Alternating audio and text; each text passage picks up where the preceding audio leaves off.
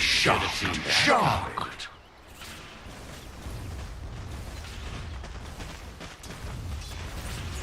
Precious bounty.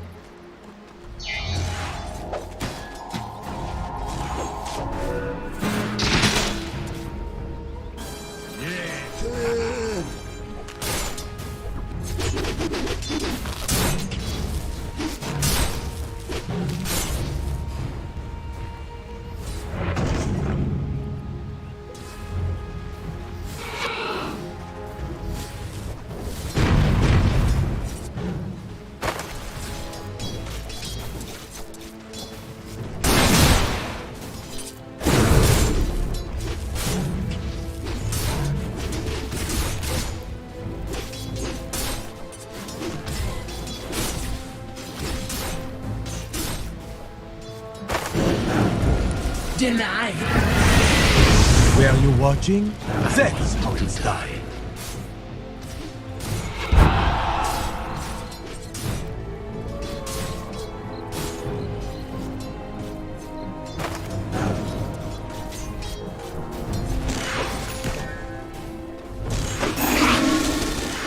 Radiant are scanning.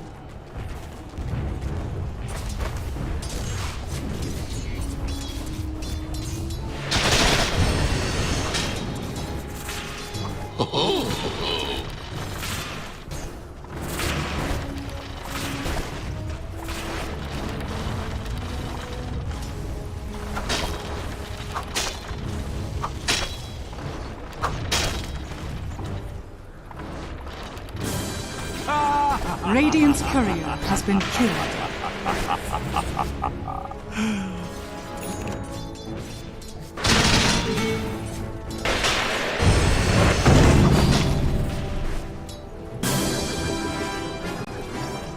Oh, he's going to be a force to reckon with, and there's not really many heroes that can deal with him. The Pango roll's going to be a bit of an issue, but if you have Battle Fury getting towards like a BKB, Deso build, even like an Aghanim set, because you kind of want to stand and fight, he's going to be very, very hard to bring down. Looking at this Pango, he's right now in the Pango. He really want to try to kill no one, so he's hoping to find level 6.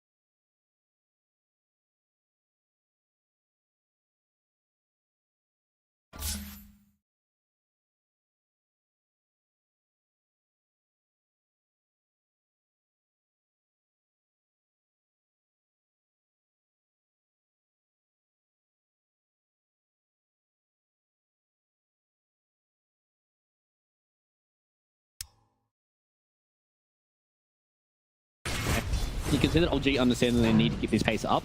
They need to make sure that they're constantly getting kills. They need to make sure that Seb is starting to transition into a big core.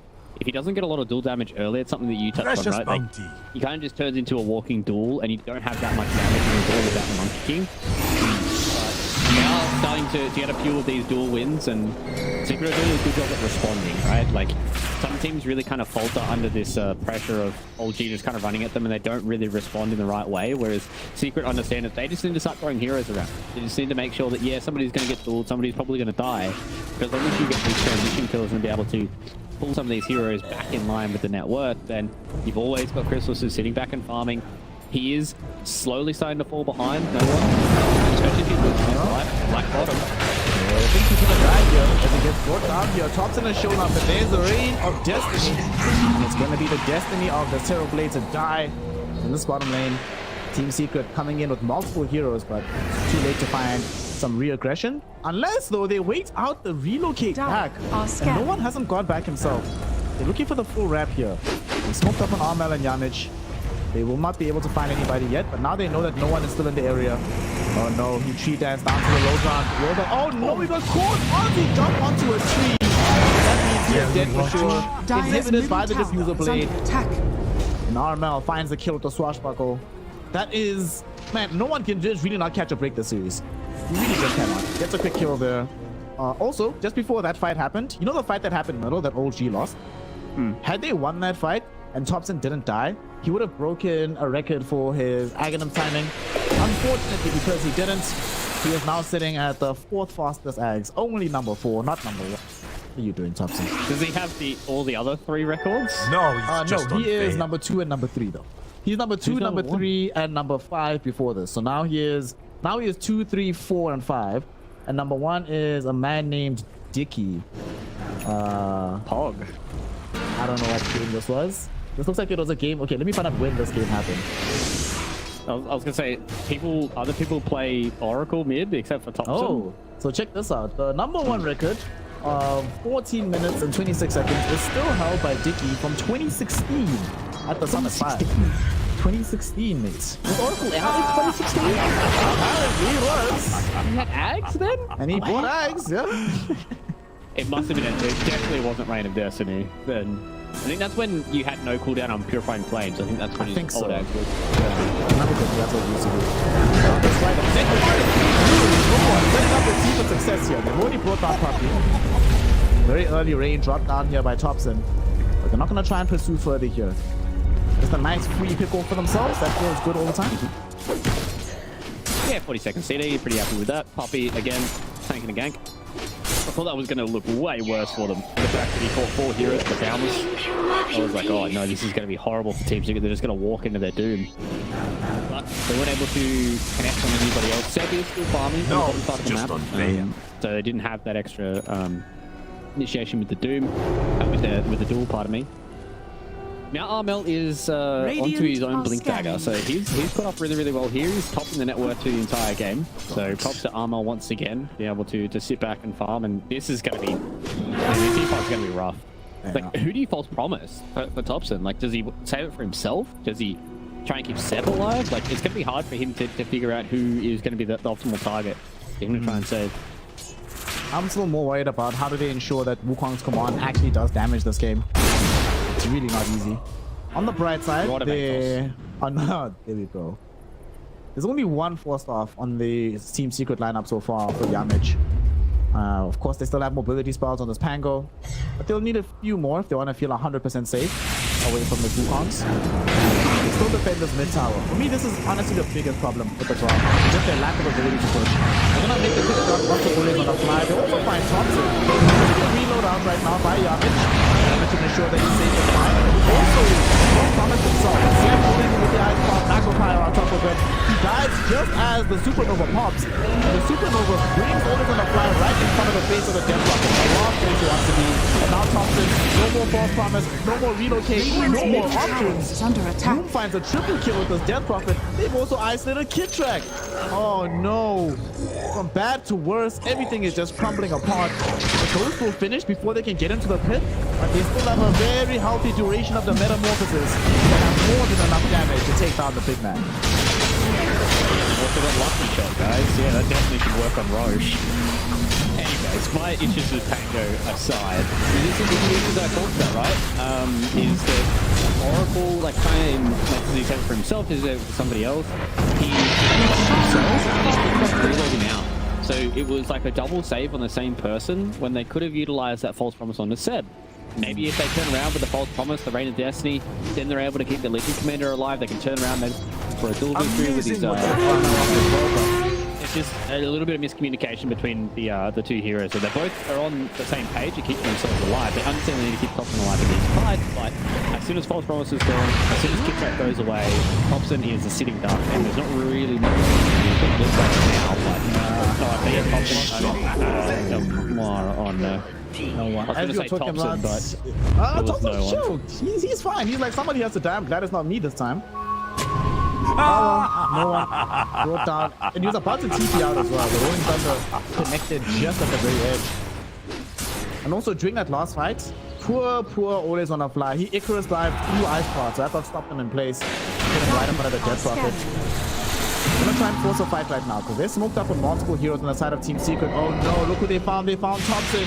Will they get the silence out? Oh, they don't. Nice blink away. And Kitrak, he's the one that gets silenced. So he can't tether. Oh no.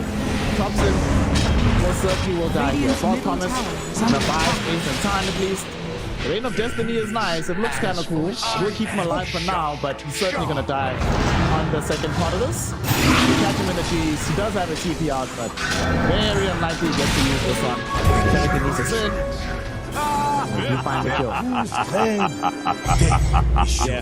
Yeah, that's, I mean, what are you supposed to do as an Oracle, right? Like, you get caught out like that, and you're definitely going to go down. Kitrak tried his best to get the reload out, but it was a sick little silence coming in from Boom. Also, Yamich has been stealing the Reign of Destiny. So 26% spell amp on this is nuts. The amount of healing and damage that it does, not only is it better than Radiant it also just means that they can keep like their Terrorblade alive inside Radiant's the pool. bottom tower They're able to, you know, just get the extra bit of burst damage if people are locked down by things like Rolling Thunder and Ice Path. Like, this is actually such a sick steal for him to have is the Reign of Destiny, because look how massive it is as well. It's crazy that he's been able to, you know, have such a good game once again on a hero that he's not kind of hard carrying on, but he's doing the little things right here for Yamich, and Secret are very slowly but surely pulling away from OG, and it's going to be hard for them to fight them soon, you know, like it's going to get to the point where not only does Chrysalis have like a BKB, he's already got Scardy now, like Armel's really coming back into the game, he's gotten through the hard part of it, and it's all about what does no one and Seb do. Like, these are the two cores that actually need to start doing work in this fight. Wait, Armel had a hard part to this game? That's news to me, mate. Since the laning phase ended, that's been smooth sailing for this Pango. He's top net worth, basically, almost tied up with Chrysalis. Just the use of blade as well makes life so complicated for so many of these heroes. Oracle needs mana, Io needs mana. Having half of it burned away at the beginning of the fight creates more problems, and no one jumps in, and he kills the BKB, but he can't really go over the Wukong. But how much damage he's taking from the Terrorblade? Even inside Wukong, he just dies. Another connects forward now to always on a fly. He's gonna lose his life as well. Armal on a killing spree. They tip always on a fly. And dude, we spoke about how Monkey King cannot feel safe inside Wukong if there's a Terrorblade nearby. There's too much physical damage. I don't think no one got the memo. Radiant Chrysalis has the pay to win cosmetic. You can't see the DD rune on it. That's it. Pay to win, guys. The Steam stonks of this Terrorblade set. Absolutely. I'm buying all the sets right now, guys. Make sure you don't buy them and sell them at 100% markup. But the way these fights are going, it's like, who's going to initiate for them? Like, Seb was nowhere near that fight. No one went in with his BKB and thought he was really strong. Went into a DD Terrorblade, and Terrorblade just sits outside of it, and he's got Scardy. He does a boatload of damage, and he just absolutely destroys no one. And there's nothing that he can do in that fight because Thompson's not close enough, Kitrak's not close enough, and LG, this game is really starting to fall away from him. I think maybe another couple of fights, and you could potentially see these guys GG out, because Seb hasn't been able to take the stronghold of this game. He's got full damage, man. He's got BKB now, though. So that's a big positive for old G. If they have BKB on their Legion Commander, they can start to walk around with some of these some of these smokes and try and get some pickoffs, but they need to pick up the pace of this game once Radiant's again top because their tower cores are is really under starting to fall attack. behind. Like a DP Terrorblade and a Pango, it is hard for you to outscale them and you're Damage. Getting a quick look back onto Seb as they scout out this movement coming in. And who's actually going to start the fight in the opposite direction? Going in with the exorcism, silencing up. This is only going to fly Phoenix, trying to get this early kill. Can they find it? The Reign of Destiny buys enough time that the Supernova does come up. That means he doesn't have it available for a shot. It goes in onto the Death Prophet, but boom, dying. He gets landing his guard. Finally starting to take damage. His Hunter King shows up, but it's too late. Guardian Greaves will be there, and they will be able to get the DP out of this fight. It won't even trigger the full force promise up to Seb, and he still dies. Boom just dealt too much damage here. And look, almost full HP. He's fine. Whoa, I honestly thought that he was going to live that because he had what, like three purifying flames on him, and he even pressed the attack himself. That wasn't enough damage. Hey. Yeah, this game is really starting to get out of control. They couldn't kill the Death Prophet even though that she got dueled. I think that he got a Spirit Siphon off, maybe a Spirit Siphon or two, because there was just so little damage that was coming in from old G. And if they can't do that to a DP, if they can't punish her when she's completely separated from her team during a full duration, like, you know, Blade Mail BKB duel, then how are they supposed to kill TV, man? That's my real question, is where does this damage come from? Does it come from a few more items? Does it come from a bit more time? Maybe when no one gets Scardy, but Dire are scanning. this game is so rough for them because even if no one gets Scardy, you can Radiant's see the issues that they have with Wukong's command, right? Like they can't keep people in place. Speaking of no one, he's dead again, maybe. Getting rolled on right now. Again! Oh, Mel, please, show some mercy. I won't be able to capture the second time around, but Yamich is there. He has the hatchet. I thought he was safe, but I forgot that hard carry Yamich was in the cut. And they should be able to find this kill. He dies. Yamich brings him low with the stolen Purifying Flames. You're talking about Reign of Destiny? My friend, Purifying Flames plus this Arcane Supremacy. Super, super good. Well, another reason also for that last fight, another reason why this Death Prophet didn't die. Most of the damage, she only started taking damage when Monkey King showed up. But before MK, it's like, okay, the damage is trying to come from Thompson and Seb. Seb doesn't do any right-click damage. And unfortunately, Thompson has to deal with the fact that Boom has a full Pipe of Insight, has the full Greaves as well. So the kind of magical damage you put out as the Oracle, not the correct type for this atomization on the Death Prophet. Yeah, it's super hard to do damage. And, I mean, I'm trying to think is like, is there any items that they can try and go for? Like, you can see Seb's transitioning into like an actual hard carry, just going for the MKB. No one's got Scardy that's going to help, but like, man, like TB has full BKB completed now as well. He's got something else.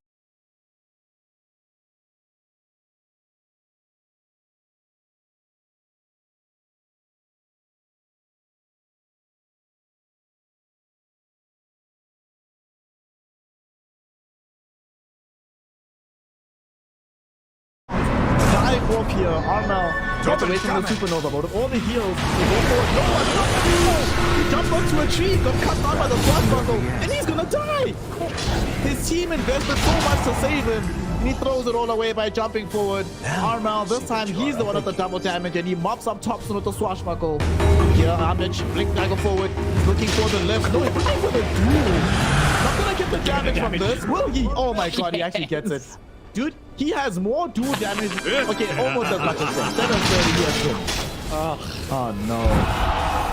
Radiant's middle tower is is under attack. LG, by the way. So like the way they were able to get that kick onto Boom, absolutely massive. And then no one jumps on a singular tree. I mean, there is a group of like 3 trees, but when you see a Monkey King jump towards that area, it's very simple for you to be able to deal with it. They've got like good ways of just being able to get him off the trees, and you know, Yamich once again cuts the tree, and that was kind of all she wrote. And man, I thought that was just going to be a good way for them to disengage. So, okay, we got a big kill on the Boom, we got a lot of gold out of it, we used a lot of our ultimates.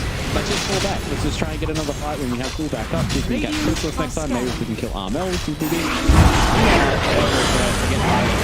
Roche is up. Let me try and fight again. This is very low. Armel looking for Seb. And Seb will get saved by the false promise for now. Jumping up the back of the fight. No, they found Thompson. They silenced him as well. Oh, no more Oracle for the engagement. They're going to be looking to bring down Olays on the fly as well as he dies. There's a duel stolen by the Rubik going onto the Monkey King. Here's a stolen duel in the opposite direction. Said, trying to duel this Rubik. Won't be able to find the kill. Monkey King goes in with the Wukong's command against the TB. TB sunders the IO, kills off the Monkey King, and then follows up with the kill onto the Ball of Light. And that is Chrysalis showing dominance in this fight. Sure, they kill Rubik, Seb able to at the very least get that pesky Grand Magus out of the fray. Not enough. The 4 heroes will fall. They get the Aegis anyway. And they are just cruising through game number 2. Yeah, they went to the storm, the early storm from Thompson. He just wasn't able to really snowball after such a good laning phase that he had and a good first couple of rotations. The rest of LG just weren't able to come into this game and really shine. So Team Secret, they're proving why they're going to be 5-1 in the pool right now, sitting directly at the top. Radiant's middle tower Only one series left to go. They can finish this to 6-1. They're definitely going to be ruining that series up against D2 Hustle. They do finish 6-1. That was a series they definitely could have won. Barracks are under attack. Radiant's middle. Radiant's middle. Did you see the interaction between Rubik Pool and Rubik? Yeah, so as soon as Rubik Pool finished, it cancelled out Seb's Pool. Elsie's duel, yeah. He's just like, well, okay. Which is pretty sad for Seb, because that would have 100% bull damage for him. Like, he would have got an extra 30 bull damage, he would have got 6 damage. I don't think that really changes the landscape of the game too much. It's like 24k net worth for 32 minutes into the game. But it definitely would have meant that he would have had a little bit more damage. I think for me the big impact of that isn't the damage necessarily, I'm really upset, but it's the emotional impact. It's just like, really? Seriously? What also happened is like, Kid track, get him out! Okay. Whew. Close. Well, sir, that's 2 lanes of Rex through mid, down through bottom. That is a massive network advantage, sitting at the 25k mark right now. 98% win probability. Still an Aegis on the TB. And what's he buying right now? Is he buying MKB or is he going... Okay, Dateless. Woo! Alright. There's no halberds on the enemy team. No Radiances, no Butterflies. No armor items. Well, there's 1 plate mail on the Phoenix, but that's pretty much it. So you are really going to tank damage. And no one... You thought you were having a rough time surviving inside of Wukongs before, but good luck for the next one. Yeah, and especially because no one's item progression has been stunted. I don't think I've seen him be able to progress past this ultimate orb in a long time. Just because it's hard for him to get in these fights, and you know, False Prophets can only save 1 person, Kitrak can only save 1 person, and it's just like there's just so much overwhelming damage from Team Secret that it's way too hard for OG to stay in these fights. Seb does have a Desolator now, so he's starting to transition into a carry. He needs to do so much heavy lifting in these fights. He needs to like blink duel, blow somebody up, pop his BKB, and then like win a fight off the back of like a Wukongs and an egg combination. But if they don't kill